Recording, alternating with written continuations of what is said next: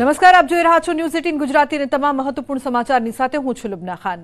રાજકોટના તોરણિયાના સરપંચ કોર્ટમાં હાજર થયા છે। મહિલાઓના સુરક્ષા ઘેરા વચ્ચે કોર્ટમાં હાજર થયા છે। પોલીસ પર ત્રાસ અને દાદાગીરીનો આરોપ। પોલીસે સરપંચના મકાનને બાંધમાં લીધું હતું। કોર્ટે કાલે સરપંચના જામીન રદ કર્યા હતા, તો પોલીસ પર પિતા પુત્રને માર લગાવ્યાનો હતો આરોપ। તો જે પ્રકારથી સમગ્ર મામલો સામે આવ્યો હતો, પોલીસે સરપંચના મકાનને બાંધમાં લીધું છે। કોર્ટે કાલે સરપંચના જામીન પણ રદ કર્યા હતા, તો પોલીસ પર પિતા પુત્રને મારનો આરોપ લગાવવામાં આવ્યો હતો। તો તોરણિયાના સરપંચ કોર્ટમાં હાજર થયા છે। દ્રશ્યો આપ સીધા જોઈ રહ્યા છો। મહિલાઓના સુરક્ષા ઘેરા વચ્ચે કોર્ટમાં હાજર થયા છે, તો પોલીસ પર ત્રાસ સહિતના આરોપ લગાવવામાં આવ્યા હતા। મુનાફ જોડાય છે ફોનલાઈન પર વધુ માહિતી આપવા માટે। મુનાફ, જે પ્રકારથી જે દ્રશ્યો સામે આવી રહ્યા છે, શું વધુ અપડેટ છે?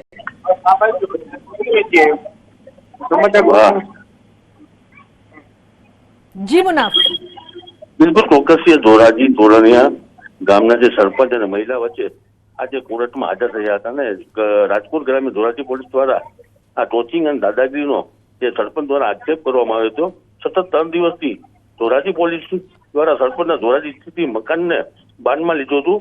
કોર્ટ દ્વારા કાલે સરપંચને જામીન રદ કરવામાં આવ્યા હતા અને ધોરાજી તાલુકાના ધોરાણ ગામના પિતા અને પુત્ર જેતપુર તાલુકા પોલીસ દ્વારા રૂપિયા આપતા ન માર મારવાનો આક્ષેપ આવ્યો હતો। જે રીતે 24 તારીખે તોરણિયા સરપંચ અને ગ્રામજનો સાથે પોલીસનું ઘર્ષણ બી થયું હતું।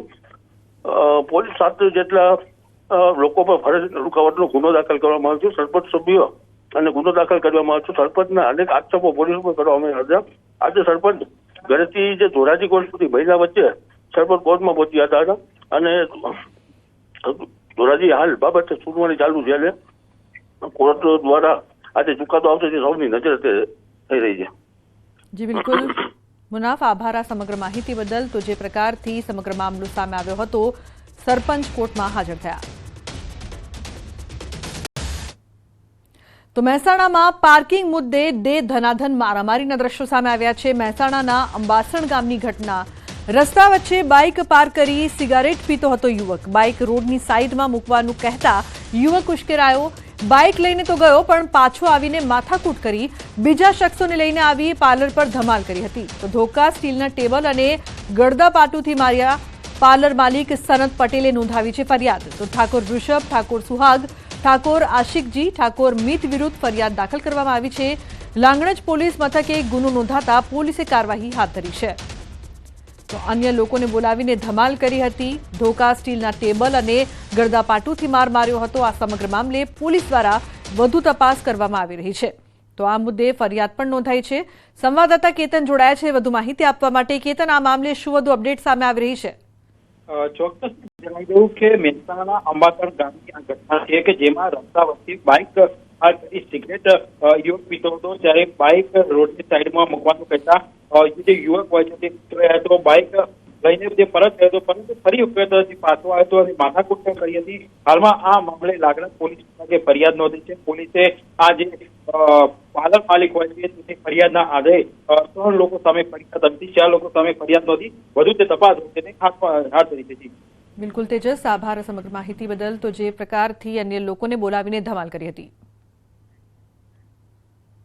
જાડેશ્વર ટોલ ટેક્સ પર ટોલ કર્મચારીઓની પિટાઈનો મામલો સામે આવ્યો છે। ભાજપ અગ્રણીના પુત્ર અભિષેક પટેલની 4 આરોપીઓની ધરપકડ કરવામાં આવી છે। ભરૂચ તાલુકા પંચાયત પ્રમુખના પુત્ર સહિત 4 લોકોએ કરી હતી પિટાઈ। તો ટોલ પ્લાઝા પર બેરિકેડ હટાવવા બાબતે થઈ હતી માથાકૂટ। સમગ્ર ઘટનાના સીસીટીવી ફૂટેજ પણ સામે આવ્યા છે। અંકલેશ્વર બી ડિવિઝન પોલીસે 4 આરોપીઓની ધરપકડ કરી છે।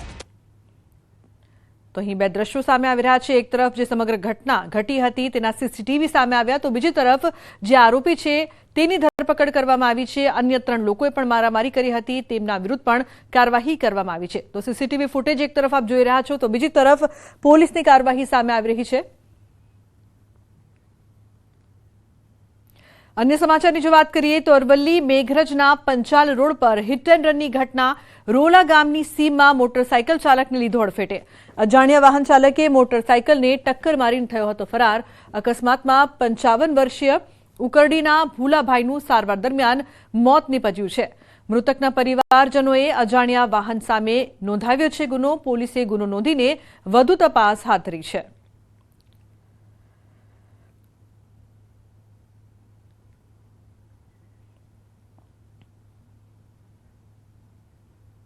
તો ભર ઉનાળે ચોમાસા જેવો વરસાદ ખાબકશે. 3 થી 7 મે સુધી સૌરાષ્ટ્ર અને કચ્છમાં વરસાદ થઈ શકે છે. હવામાન વિભાગની કમોસમી વરસાદ અંગે આગાહી. 3 થી 7 મે સુધીમાં કડાકા ભડાકા સાથે માવઠું થઈ શકે છે.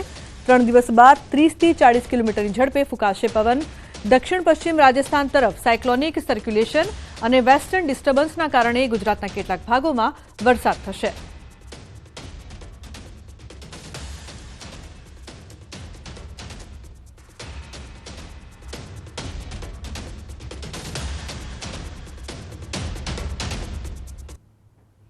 તો જે પ્રકારથી સામે આવી રહ્યું છે, જે હવામાન ખાતાની આગાહી છે, 3 થી 7 મે સુધી કડાકા ભડાકા સાથે માવઠું છે તે પણ પડી શકે છે. હવામાન વિભાગે કમોસમી વરસાદ અંગે આગાહી કરી છે. એક તરફ ગરમી જોવા મળી રહી છે અને 2 દિવસના ઉકળાટ બાદ 3 મેથી માવઠાનો રાઉન્ડ છે તે શરૂ થવાનો છે. ઉલ્લેખનીય છે કે ગુજરાતના અનેક વિસ્તારો છે કે જ્યાં માટે આગાહી કરવામાં આવી છે. કચ્છ, બનાસકાંઠા, સાબરકાંઠામાં પણ માવઠાનો રાઉન્ડ જોવા મળશે તેવી આગાહી કરવામાં આવી છે. लेकर डे 7 तक आइसोलेटेड प्लेसेस पे लाइट टू मॉडरेट रेन और साथ में थंडरस्टॉर्म की वार्निंग है. और जो थंडरस्टॉर्म की वार्निंग है उसमें जो विंड की स्पीड होगी वो 30 से 40 किलोमीटर पर आवर के आसपास रहने का पूर्वानुमान है. તો આજે જે પ્રકારથી આગાહી કરવામાં આવી છે, અમદાવાદમાં ગરમીનો પારો 43 ડિગ્રી રહેશે. ગુજરાતમાં હજુ 2 દિવસ ગરમીનો પ્રકોપ છે તે રહેવાનો છે. આજે ઉકળાટભર્યું વાતાવરણ રહી શકે છે. અમદાવાદમાં ગરમીનો પારો 43 ડિગ્રી રહી શકે છે. કંડલા સૌથી વધુ 45 ડિગ્રી સાથે સૌથી ગરમ વિસ્તાર.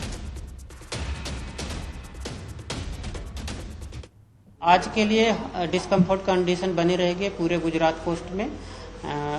और मैक्सिमम टेम्परेचर रियलाइज की बात करेंगे तो अहमदाबाद में 43.5 और गांधीनगर में 43.4 मैक्सिमम टेम्परेचर रियलाइज हुआ. और फोरकास्ट की बात करेंगे तो अहमदाबाद और गांधीनगर के लिए आज के लिए 43 डिग्री सेल्सियस मैक्सिमम टेम्परेचर का फोरकास्ट है. તો સાબરકાંઠામાં ગરમીનો પારો ઉચકાતા લોકો ત્રાહિમામ પોકારી ઉઠ્યા છે. ગરમીથી બચવા માટે લોકો ઠંડા પાણીનો સહારો લઈ રહ્યા છે. ગરમીનો પારો સતત વધતા બપોરના સમયે શહેરના રસ્તા સુમસામ બન્યા છે. આરોગ્ય વિભાગ દ્વારા પણ લોકોને ગરમીથી બચવા સતત અપીલ કરવામાં આવી રહી છે. લોકોને બપોરના સમયે ઘરની બહાર નીકળવાનું ટાળવા કહેવામાં આવી રહ્યું છે.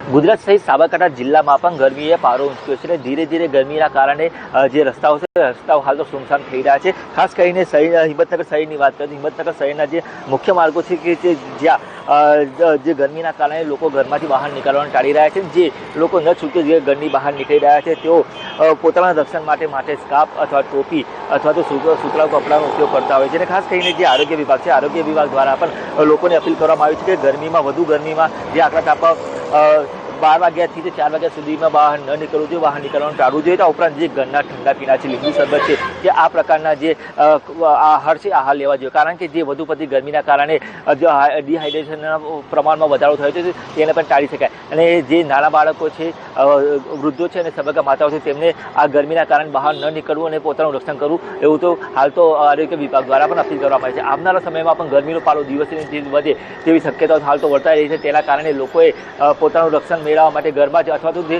ન છૂટકે બહાર નીકળવું હોય તો જે સંપૂર્ણ કપડાં જે શરીરને ઢાંકીને અથવા તો સૂતરા કાપડનો ઉપયોગ કરીને ઘરના ઠંડા પીવાનો ઉપયોગ કરવાનો આગ્રહ રાખવો જોઈએ. વિશાલ પરમાર, ન્યૂઝ 18 ગુજરાતી, સાબરકાંઠા.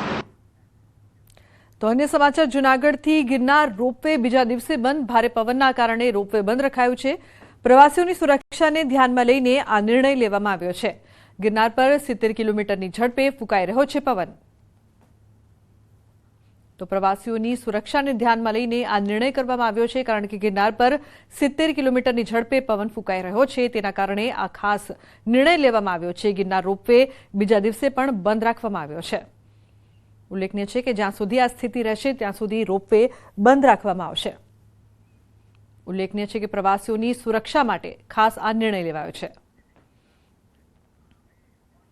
રાજકોટમાં સરકારી નિયમનો ઉલાળ્યો. ગરમીમાં લાઇનનું કામ કરતા નજરે પડ્યા મજૂર. મહિલા સહિતના મજૂરો ગરમી વચ્ચે કામ કરી રહ્યા છે. કોર્પોરેશનની પાઇપલાઇનનું કામ ચાલી રહ્યું છે, જેના આ દ્રશ્યો છે તે સામે આવી રહ્યા છે. ભર બપોરે કહી શકાય કે ઉનાળાની આખરી ગરમી પડી રહી છે ને આ ગરમી દરમિયાન એટલે કે 1 થી 4 વાગ્યા દરમિયાન જે છે લેબરોને કોઈ વર્ક કામ ન કરવાની સૂચના છે તે તંત્ર દ્વારા આપવામાં આવી છે, પરંતુ રાજકોટ મહાનગરપાલિકાના જ કામમાં જાણે આ નિયમોનો ઉલાળ્યો થતો હોય તેવું સ્પષ્ટ રીતે જોવા મળી રહ્યું છે. આ જે વ્યક્તિ છે તે અત્યારે જે છે એ ખાડો ખોદી રહ્યા છે અને અત્યારના સમયની જો વાત કરવામાં આવે તો અત્યારનો સમય પણ જે છે એ 1:08 થયો છે. એટલે કે કહી શકાય કે આજે અત્યારે આ વ્યક્તિએ કામ ન કરવું જોઈએ, પરંતુ ક્યાંક ને ક્યાંક તંત્ર છે તેમના દ્વારા આ નિયમોનો ઉલાળ્યો કરવામાં આવી રહ્યો છે. એટલું જ નહીં, સ્પષ્ટ રીતે જોઈ શકાય છે કે જે રીતે અત્યારે જે છે એ અત્યારનો જે ટાઈમ છે આ સમય પ્રમાણે પણ જોઈ શકાય છે કે 1 વાગ્યાનો જે સમય થયો છે, જે છે 8 વાગ્યાનો સમય 1:08 થઈ છે. જોકે આમ છતાં પણ અહીંયા આ વ્યક્તિ છે તે કામ કરી રહ્યો છે. એટલે કે ક્યાંક ને ક્યાંક આ જે નિયમ છે તેમનું સ્પષ્ટ રીતે ખુદ મહાનગરપાલિકા જ ઉલાળ્યો કરતું હોય તેવું જોવા મળી રહ્યું છે. આખરી ગરમીમાં પણ અહીંયા જે લોકો છે જે વ્યક્તિ છે તે